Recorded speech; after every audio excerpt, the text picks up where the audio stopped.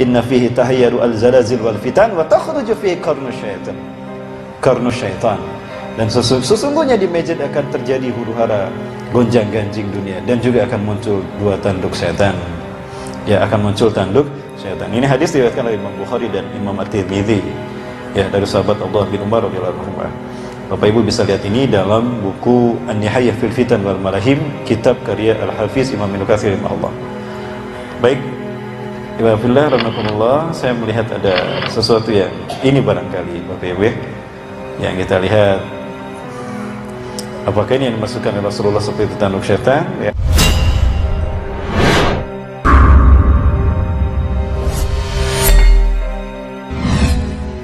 Inna fihi tahayyaru al-zalazil wal fitan wa takhruju fihi qarnu syaitan. Dan sesungguhnya di masjid akan terjadi huru-hara, gonjang-ganjing dunia, dan juga akan muncul dua tanduk setan. Ya, akan muncul tanduk setan. Ini hadis diriwayatkan oleh Imam Bukhari dan Imam At-Tirmidzi, ya, dari sahabat Abdullah bin Umar radhiyallahu anhu. Bapak Ibu bisa lihat ini dalam buku An-Nihayah fil Fitan wal Malahim, kitab karya Al-Hafiz Imam Ibnu Katsir rahimahullah. Baik, Ibadillah rahimakumullah, saya melihat ada sesuatu yang ini barangkali Bapak Ibu, yang kita lihat, apakah ini yang dimasukkan oleh Rasulullah seperti tanduk syaitan, ya? Wallahu a'lam bishawab. Dan ini tentu tidak disukai Bapak Ibu oleh siapapun lah ulama yang paham dari hadis-hadis ini dan paham tentang kesucian kota Mekah, ya, apalagi Masjidil Haram.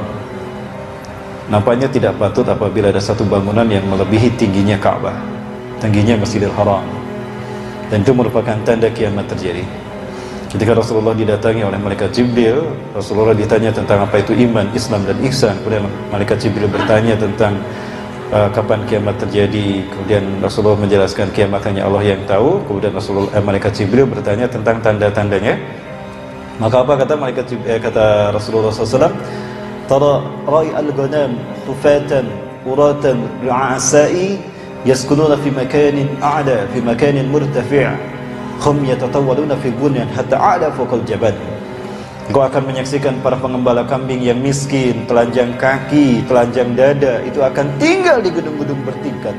Mereka berlomba-lomba mendirikan bangunan tinggi mengalahkan tingginya gunung, apalagi Masjidil Haram.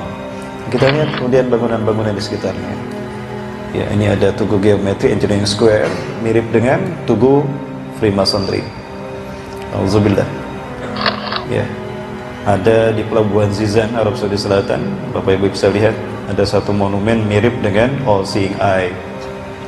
Ada Tugu Atom dan Tugu Baula di Jeddah, dan juga ada Faisaliyah Tower yang mirip dengan Tugu Illuminati. Juga ada monumen Jeddah Eye, Bapak Ibu, yang lambangnya apa ini? Satu mata. Ada yang membantah, yang menyatakan kalau ini dibuat karena mata simbol keindahan. Simbol keindahan di Saudi Arabia itu dengan satu mata, ya. Tapi ini menimbulkan persepsi lain juga, ya, karena satu mata ini biasanya identik dengan apa, Bapak Ibu? Dajjal. Dajjal itu sebetulnya matanya normal ketika dilahirkan.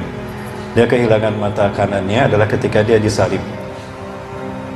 Betulkah demikian, Bapak Ibu? Jawabannya panjang nih. Harus 2 jam lebih kajian kita khusus untuk membahas tentang hal itu.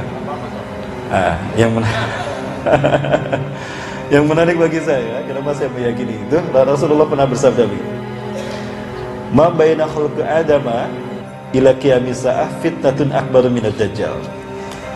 Tidak ada fitnah yang lebih besar sejak Allah menciptakan Nabi Adam hingga hari kiamat melebihi fitnah Dajjal. Walam yab'atsillahu nabiyyan illa hadzara ummatahu anhu. Dan tidaklah Allah mengutus seorang nabi pun melainkan nabi dan rasul itu memperingatkan kaumnya tentang bahaya fitnah Dajjal. Antum ana akhirul anbiya wa antum akhirul umam. Ya. Aku adalah nabi yang terakhir dan kalian adalah umat yang terakhir. Jika Dajjal muncul di zamanku, maka aku akan menjadi pengalah, pematah dari hujahnya. Aku akan patahkan hujah dia dengan hujahku. Maka akan aku tunjukkan kalau dia adalah fitnah yang terburuk. Tapi jika aku sudah tidak ada, kata Rasulullah, dan Dajjal muncul di zaman-zaman kalian, kalian akan menjadi penolong bagi diri kalian sendiri. Wal yaum, pada hari ini, ya, sa'aqulu lakum ma lam yaqulhu min qabl. Aku akan katakan pada kalian terkait dengan Dajjal, di mana para nabi dan rasul belum menyebutkan sesuatu pun tentang Dajjal terkait dengan satu ini. Banyak kali diceritakan para nabi dan rasul sebagai peringatan mereka pada kaumnya. Tapi ada satu hal terkait Dajjal di mana cuma Rasulullah yang menyampaikan. Nabi dan rasul yang lain belum menyampaikannya. Apa itu? Innahu a'war wallahu laysa bi'awar. Sesungguhnya dia pecak mata kanannya, sebelah mata kanannya. Dan Allah tidak pecak. Artinya akan datang di akhir zaman satu manusia yang pecak mata kanannya, kemudian dia mengaku Allah, padahal Allah tidak pecak mata kanannya. Nah, kenapa cuma Rasulullah SAW yang memperingatkan dan memberitahukan kalau Dajjal pecak mata kanannya? Karena peristiwa Dajjal kehilangan mata kanannya adalah terjadi setelah Nabi SAW diangkat, yaitu di proses pasca, proses penyaliban. Nah, ini korelasi yang harus kita lakukan. Ya, kesimpulan yang harus kita lakukan dalam kita mengambil istinbatul tasbitul haq hukam, ya, istinbal hukmi dalam terkait dengan hadis-hadis akhir zaman. Ada satu konteks yang kita butuhkan untuk memahami ini semua, yaitu fikul waqi', konteks kekinian. Ya, baik Bapak Ibu rahmati Allah. Itu khusus nanti ya, pembahasannya akan panjang.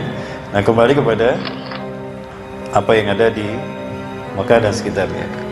Alhamdulillah, kalau kita keluar dari Masjidil Haram atau Masjid Nabawi, ada mobil yang berpatroli kan, Ashkar. Ada apa di mobil itu? Nah, itu simbol apa? Kepolisian, logo kepolisian Arab Saudi. Seperti apa simbolnya? Nah, itu dia. Baik.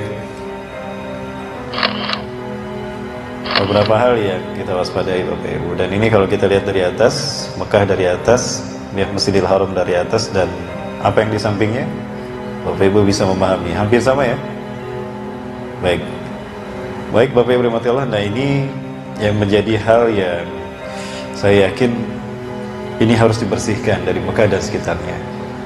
Maka tidak salah Bapak Ibu rahmati Allah, ketika Imam Mahdi diutus pertama kali, yang beliau lakukan adalah perang melawan Jazirah Arab. Bukan perang melawan Amerika, bukan perang melawan Israel. Ya. Innakum satagzuna jaziratil Arab wa yaftahuha Allah. Sesungguhnya kalian akan memerangi Jazirah Arab dan Allah akan memenangkannya untuk kalian. Summa tagzuna al-Faras wa yaftahuha Allah. Kemudian kalian akan memerangi Faras Persia dan Allah akan memenangkannya untuk kalian. Summa tagzuna Rum wa yaftahuha Allah. Dan kemudian kalian akan memerangi Rum dan Allah akan memenangkannya untuk kalian. Summa tagzuna Dajjal wa yaftahuha Allah. Lalu kalian akan memerangi Dajjal dan pasukannya dan Allah akan memenangkannya untuk kalian. Ya. Bapak Ibu rahmati Allah Subhanahu wa taala, Mekah tetap kota suci. Ya. Dulu Mekah di zaman Rasulullah pernah dipenuhi oleh berhala dan paganisme terjadi, penyembahan kepada selain Allah terjadi di sana. Kemusyrikan terjadi di sana. Ya. Kalau hal ini pun terjadi di zaman kita sekarang ini, itu satu hal yang menjadi resistensi dakwah kita, tauhid kita, dan itu tugas kita untuk kita membersihkannya. Ya. Mohon maaf Bapak Ibu, saya sampaikan ini hadisnya ada tadi. Ya, bahwa ternyata Imam Mahdi yang nanti akan diutus oleh Allah Subhanahu wa taala sebagai mujaddid, sebagai reformis, ya, bukan nabi dan rasul, beliau akan melakukan tugas yang pertama kali itu tadi, yang membersihkan Mekah dan sekitarnya, Madinah dan sekitarnya dari sesuatu yang tidak halal berada di tempat-tempat itu. Ya, baik Bapak Ibu.